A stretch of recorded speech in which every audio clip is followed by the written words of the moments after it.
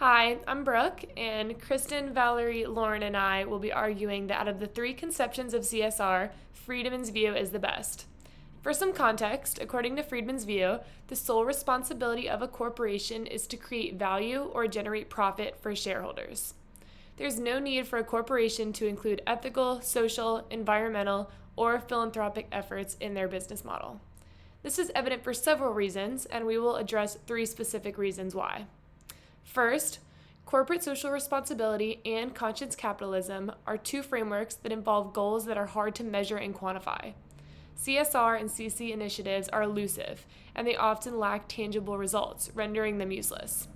Second, corporations that include CSR and CC initiatives interfere with the role of government when it comes to their regulation of the economy.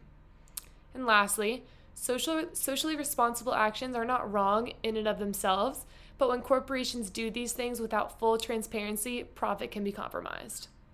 The next videos will go into detail regarding these arguments.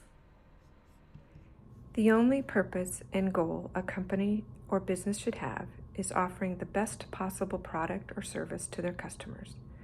Focusing on this goal allows them to generate revenue and ultimately profit for their owners and shareholders. Progress towards this goal can be measured and quantified. Manufacturers can record the number of items produced, and a retailer can count the number of units sold. The balance sheet at the end of the year reflects how well the company succeeded in meeting this goal. Someone from outside the company can look at the balance sheet and verify the claims of profitability. When a company adds a CSR-related goal to what they aspire to do, they take on a goal that is hard to measure or quantify progress. There are organizations that offer standards for measuring achievements in several CSR goals, like climate change and human rights. The Global Reporting Initiative and the Sustainability Accounting Standard Board are two of the many options, but there are no universal standards by which all companies with a similar CSR goal can be measured against. What this means is a company can choose which standard they use to report their results, which makes it difficult to distinguish the results between companies, as well as the possibility that a company could choose the measurement that most demonstrated progress or showed them in a favorable light. Without the awareness of what standards are being used, customers and outsiders have no way of knowing how the results of these goals should be interpreted. A 2020 study by BlackRock found that more than half of the investors they surveyed reported that the poor quality or availability of CSR data and analytics was the largest barrier to sustainable investing. Without universally adopted standards or metrics, companies should focus on the goal that can be measured and independently verified, which is profit. So I'm making a stance in Friedman's argument to correlation on what the role of government is and the role of business. And is business supposed to interfere with the role of government? So based on Friedman's belief that business focuses on profit and that indirectly serves the society by creating jobs, providing goods and services, and fostering the economic growth. So studies actually show that business sectors overall contribute to 72% of the GDPs in the OECD's economy. Therefore, Friedman believed that there shouldn't be an intervention of economy, that the government's intervention of the economy should be minimal.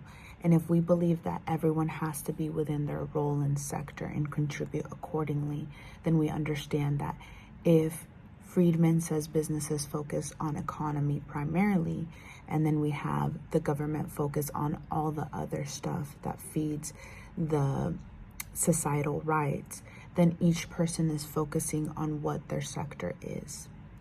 Therefore, he suggested that their role is limited to protecting property rights and ensuring that there's stability within the framework. He understands and he argues that interfering with each other's role can deteriorate the market and maybe favoritism towards other industries and companies, undermining competition. Therefore, there is a central role in each person playing within their sector and aligned expectations. So So this idea influences a lot of policymakers and economists. Therefore, it drives revenue within our economic system, and therefore promoting social welfare and ensuring environmental stability. It's necessary. These divisions are necessary in order to contribute to a bigger whole. So with this, really supports Friedman's point on that he is not against social responsibility, but he believes that organizations are just not using it in an ethical way. And to help alter this, he thinks that it shouldn't be labeled corporate social responsibility, that it should ultimately be called rational long-term strategy. You're strategizing how to benefit your company, and there's nothing wrong with that. But with labeling it social responsibility, ultimately makes it personal for society versus a rational long-term strategy. You are just strategizing for your business, and there's nothing wrong with that. Again, as long as all of these decisions are within the bounds of the law and ethics. So again, to tie in Friedman and social responsibility, he understands that a company can be more profitable and attractive to consumers when they are socially responsible. But his main stance on social responsibility is that there is transparency and honesty from business practices. In all, he argues that businesses should focus on profit maximization, and as this naturally leads to broader societal benefits. CSR activities, when genuinely aligned with this goal, are consistent with his philosophy. By pursuing profits within legal and ethical boundaries, businesses inherently fulfill their social responsibilities. So in all, he is not against corporate social responsibility. He sees the importance. He argues that there needs to be transparency from these organizations that are engaging in these activities. So Friedman is worried that some of these companies that are engaging in these CSR activities are just hiding under that cloak without transparency. He really argues that businesses are deemed to be responsible and ethical, and they should not be exploiting others. And there is nothing wrong with doing something knowing that it will come back and benefit you in the end, as long as that is the transparent goal. There is nothing to hide. But he warns that organizations using CSR, again, as a cloak or justification for their actions, might be borderline fraudulent and very deceptive. This then could really skew the public's perception of who to trust and what these actions actually mean, or might fully support these other businesses that do not have strong ethics aligned with their organization, and then they skew away from other organizations that are being transparent and are good, but are deemed to be focusing too much on profit maximization. Friedman views corporate social responsibility as a profit within the business. If there is real social responsibility happening within a business, that will inevitably increase its profits. This may not just be a financial, even though it is imperative in Friedman's eyes that it's a financial profit. This will in turn have a cycle that will provide jobs, creating wealth, and foster innovation within the company, driving back into the company. So it's a positive feedback loop.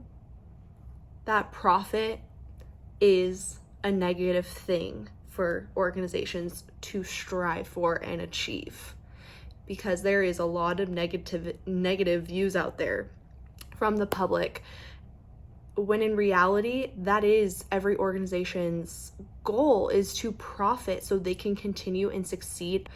And so he believes that the misuse of the social responsibility and honesty and transparency by organizations will then further reinforce that idea that profit seeking is inherently unethical. But he asserts that as long as a company adheres to the law and ethical standards, the pursuit of profit is not only acceptable but beneficial to society. Fundamentally, a business has to work. And having a business that works means having a model that creates enough value that you can meet your purpose and obligations to all stakeholders. Consciousness and social responsibility complicate this system and ultimately interfere with profit generation when done incorrectly. Friedman's view of the goal of a corporation keeps the business system simple. Stay within the law, make money for shareholders, show tangible results, and leave taxation, social efforts, and societal initiatives to the government organizations designed to handle these issues. CSR and conscious capitalism should not be required in the free marketplace, and corporations have no true responsibility to incorporate these things into their systems. Thanks.